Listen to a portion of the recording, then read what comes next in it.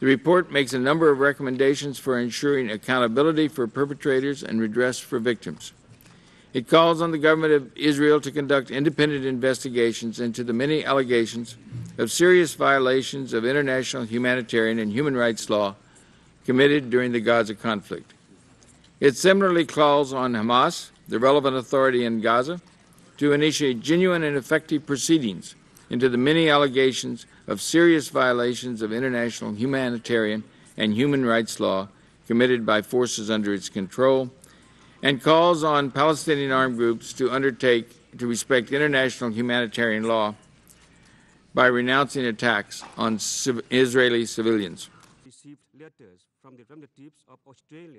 لقد شهد العالم لفترة طويلة إفلات إسرائيل من العقاب وتحديها للإرادة الدولية، وهو يدرك تماما أن هذا يذكيه عدم وجود عقاب ومساءلة والعواقب المأساوية التي عانت منها أجيال من الأبرياء لأكثر من 60 عاما من التشرد والشتات وانعدام الجنسية وأكثر من 42 عاما من الاحتلال.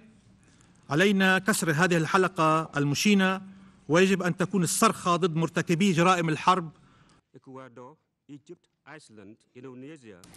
Lest we sow the seeds of another conflict, all UN members must also fulfill their responsibility to prevent the smuggling of arms into Gaza. And we also continue to call for the immediate release of Gilad Shalit.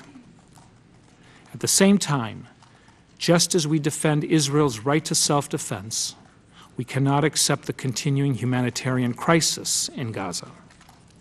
The people of Gaza must have hope for a better future and know that the international community hears their concerns.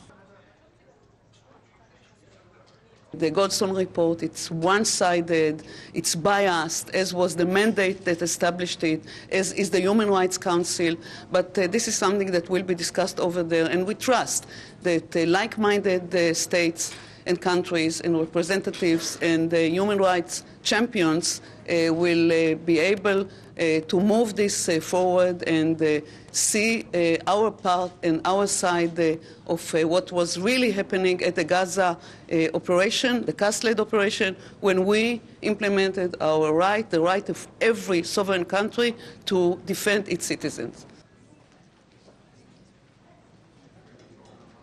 The self-defense of any country does not give justification to anyone to violate international law, to violate international humanitarian law, to go and kill and wound in wholesale thousands of Palestinian civilians. There is no justification whatsoever, even under the pretext of self-defense, to go and collectively punish an entire people of 1.5 million people in the Gaza Strip.